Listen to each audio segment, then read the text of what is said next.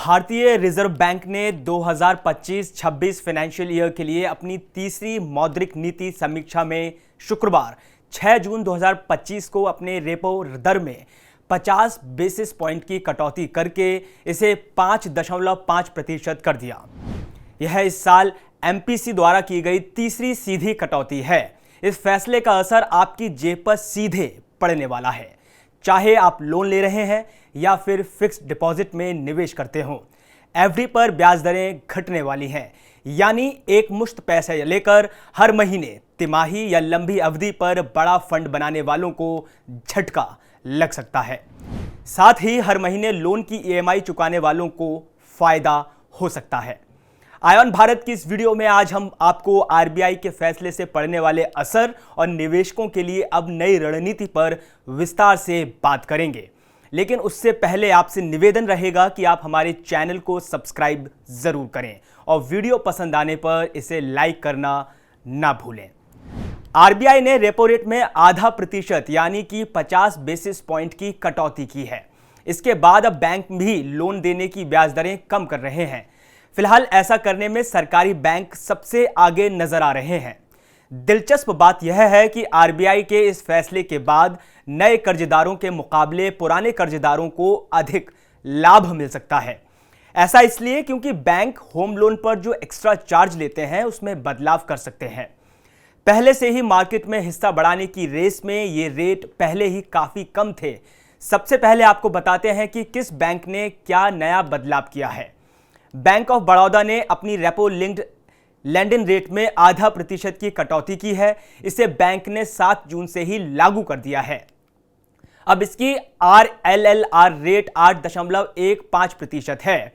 RBI द्वारा repo rate में कटौती करने की घोषणा के बाद पब्लिक सेक्टर की बैंक पीएनबी ने अपनी आरएलएलआर को 0.5% घटाकर 8.35% कर दिया है।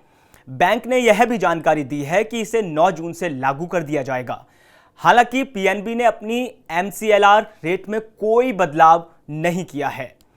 यूको बैंक ने अपने आरएलएलआर और एमसीएलआर में कटौती की है। आरएलएलआर 0.5% घटाकर 8.30% कर दिया गया है, जो कि 9 जून से लागू होगा। एमसीएलआर में सभी अवधियों के लिए 0.10% की कमी की गई है। अब उसका एमसीएलआर 9% है। एचडीएफसी बैंक ने 7 जून से ही अपनी एमसीएलआर में सभी अवधियों के लिए 0.10% की कटौती की है। अब उसकी ओवरनाइट और 1 महीने की दरें 8.9% हैं। एक्सपर्ट्स का मानना है कि बाकी बैंक भी आने वाले दिनों में कर्ज सस्ता कर सकते हैं। इससे आने वाले महीनों में रियल एस्टेट, वाहन और एमएसएमई क्षेत्रों में कर्ज की मांग बढ़ सकती है और उपभोक्ताओं की जेब पर ईएमआई का बोझ थोड़ा कम हो सकता है। चलिए अब आपको ग्राफिकली बताते हैं रेपो रेट में कटौती से आम आदमी को यानी हमें और आपको क्या फायदा हो सकता है। होम लोन, ऑटो लोन और पर्सनल लोन की ईएमआई सस्ती हो सकती है। नंबर 2, बैंक अब धीरे धीरे ब्याज दरें कम कर सकते हैं। नंबर 3, नौकरी पेशा और मिडिल क्लास के लिए यह फैसला फाइनेंशियली राहत लेकर आएगा। रिजर्व बैंक ऑफ इंडिया के नियमों के अनुसार बदलती दर यानी फ्लोटिंग रेट वाले लोन की रेट को रेपो रेट के हिसाब से खुद ही एडजस्ट करना होता है। जैसे कि जिन लोगों का पहले से लोन चल रहा है उनकी ब्याज दर और ईएमआई खुद ब खुद कम हो जाएगी। एक रिपोर्ट की माने तो नए कर्ज लेने वालों को इसका पूरा फायदा नहीं मिल सकता है, क्योंकि बैंक अपना मुनाफा बचाने के लिए रेपो रेट के ऊपर जो अतिरिक्त चार्ज, जिसे स्प्रेड चार्ज कहते हैं, उसे लगाते हैं। अब बैंक इस चार्ज को बढ़ा सकते हैं।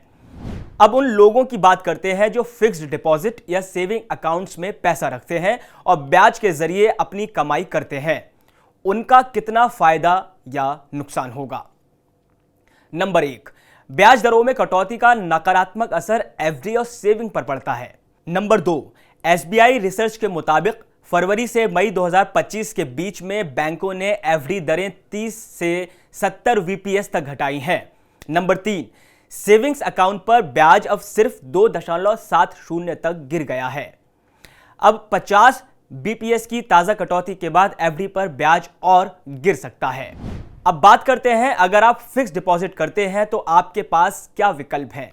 तो अब आप स्मॉल फाइनेंस बैंकों में एफडी कर सकते हैं। इन बैंकों में ब्याज ज्यादा मिलता है लेकिन रिस्क भी ज्यादा होता है। इसके अलावा सीनियर सिटीजन बचत योजना और टैक्स सेविंग एफडी कर सकते हैं। इससे महंगाई से लड़ने लायक रिटर्न मिल सकते हैं।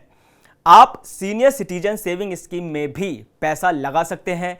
हाइब्रिड फंड और आर्बिट्राज फंड समिति रिस्क और एफडी से बेहतर संभावित रिटर्न्स मिल सकते हैं। 6 से 12 महीने की इमरजेंसी फंडिंग किसी भी आपात स्थिति से निपटने के लिए जरूरी होगी। इसके अलावा 5 लाख तक की एफडी को अलग अलग बैंकों में बांट सकते हैं। इससे आपको डीआईसीजीसी बीमा का पूरा लाभ मिल सकता है। यहां आपको जानना जरूरी है कि आरबीआई ने सीआरआर घटाकर 4 से 3% कर दिया है। इससे बैंकों को 2.5 लाख करोड़ अतिरिक्त नकदी मिलेगी। आरबीआई ने अब पॉलिसी स्टैंस न्यूट्रल कर दिया है। इससे आगे की दरें महंगाई और ग्रोथ के आंकड़ों पर निर्भर करेंगी।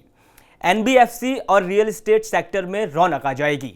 इन सेक्टरों के शेयर में तेजी आने से आशंका भी जताई जा रही है।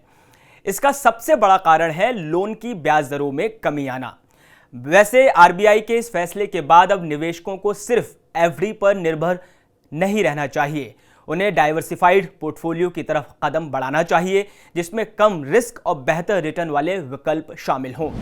दोस्तों, अगर आपके पास फाइनेंशियल इन्वेस्टमेंट से जुड़े कोई सवाल हो तो हमें कमेंट बॉक्स में लिखकर जरूर भेजें। वीडियो पसंद आने पर इसे लाइक करना ना भूलें और हमारे चैनल को सब्सक्राइब जरूर करें। नमस्कार।